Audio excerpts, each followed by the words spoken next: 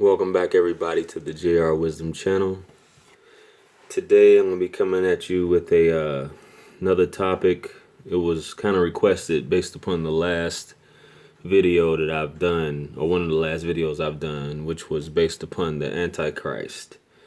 And I think I'm going to just do a series like I previously said, which is basically, the series is going to be on the end times, all the way from Jesus descending all the way to the day of judgment and going into descriptions of the hellfire and descriptions of heaven itself, or paradise, if you will.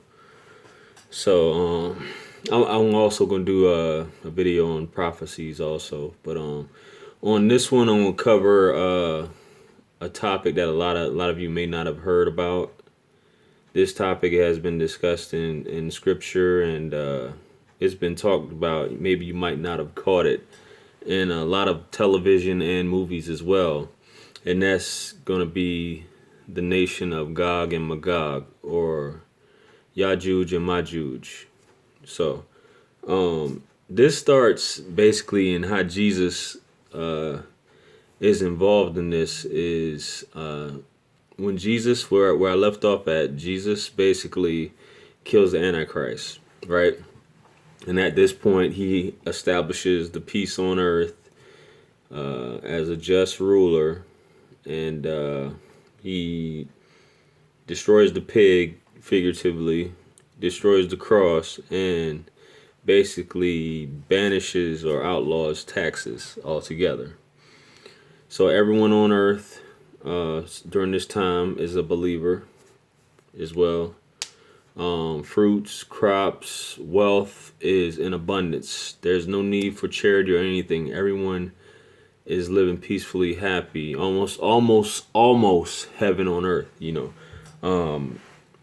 There's an abundance of fruits and crops, like I said before, large output, whether it be of milk, honey, larger than normal fruits, just things of that nature in abundance. So then comes the point where the devil or Satan is released, and Gog and Magog are released. But in order to understand Gog and Magog, we can go back in time a little bit to the point of around 300 years before Christ, around the time of Alexander the Great.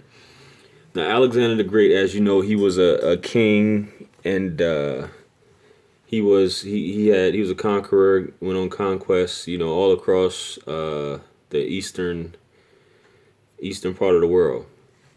And during his travels, one of these travels, he came across a people who basically, were barbarians. They had a lack of understanding. And with these people, it came down to they were causing trouble in the area. They were murdering, things that barbarians do, just causing trouble. So this was affecting a nearby group of people or civilization, and this population, they had a conversation, or they spoke with Alexander about getting help. So what he did in turn, and this is who we believe to be Alexander, or he could be Cyrus also.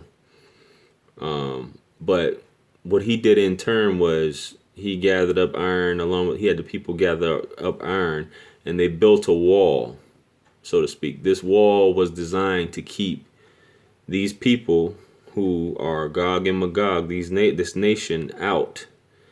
Now, this area is believed to be around in the Caucasus Mountains, around the Georgia, Russia area at the time.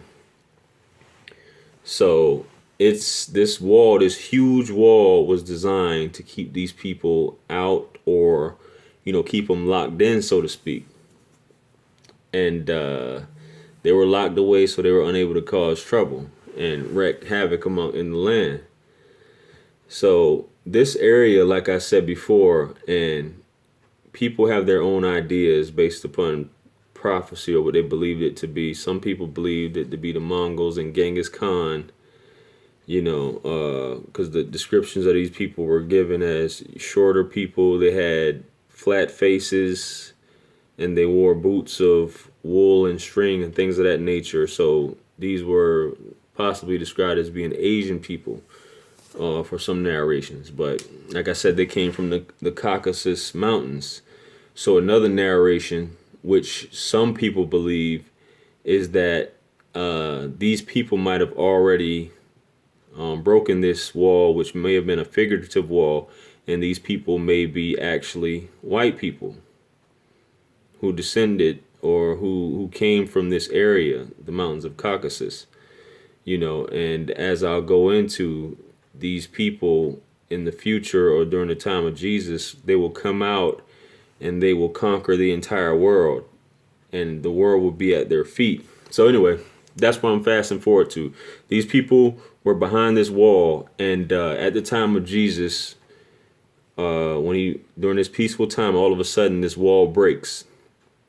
When this wall finally breaks, these people descend upon the earth. They just at an incredible force, speed, and huge numbers. And like it said in Revelation, once the beast is removed from his chains from the 1,000-year wait, the beast or Satan will link up with the nation of Gog and Magog. And what they'll do is hatch this plan to conquer the earth, as it said in Revelations. So once he's free to roam, he'll join them. And these people will decimate and destroy every city, land, village, all across the world in huge numbers. In Revelations, it says that their numbers will be like the sands of the sea. They will go past a lake or a river and they will completely drink it up dry, as it said. So during this time, Jesus will take a group of believers to Mount Sinai, because he won't be facing them head on. He will take believers to Mount Sinai. And the Gog and Magog, as I say, they're on every corner of the earth. They'll be descending upon Jerusalem, obviously, destroying that area. And they'll feel at this point that they've destroyed everyone. They've conquered everyone on earth. So their next goal is to attack the heavens. So what they'll do is they'll take their bows and arrows, and they'll shoot their arrows towards the sky, and the arrows will return back with blood. Now, all this could be figuratively speaking, but that's the way it's written, that they'll shoot their bows towards the sky, and the sky will return back with blood. So they'll think they'll kill the angels and God in heaven, so to speak. This is the mind frame of these barbarians at the time. So Jesus will make his supplication to God to destroy these people who've basically overrun the earth. And overnight, God will cause a disease to come upon them through their necks by worms. And they'll almost instantly die by this infection that kills them overnight. So all these bodies are scattered everywhere. And Jesus descends from Mount Sinai to see all these bodies. And there's a horrible stench from all these dead bodies. So he supplicates to God again. God sends a rain upon the earth to wash away the scent, the horrible scent.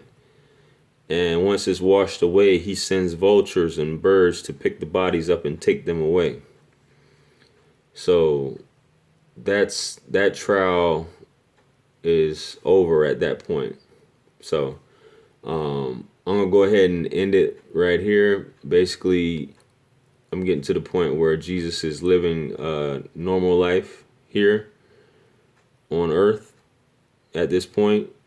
And I'll cover probably what's known as sort of the rapture, I guess, and on to the beast coming out of the earth and the sun rising from the west and setting in the east and all those things like that leading up to Judgment Day. So I'm going to just close this video out. Hope you guys found it interesting about the nation of Gog and Magog. If you want to know more about it, you can always look it up. These are some fierce people, some fierce barbarians, and I think it's a pretty interesting topic. So feel free to like, share, comment, and subscribe. If you'd like me to discuss any topics, email me. Follow me on all the social media. Check me out on Amazon. All the links are in the description. Feel free to donate, throw a few coins in the well of wisdom. That link is on there also. And, anything lost can be found again except for time wasted. I'll catch y'all on the next one. Peace.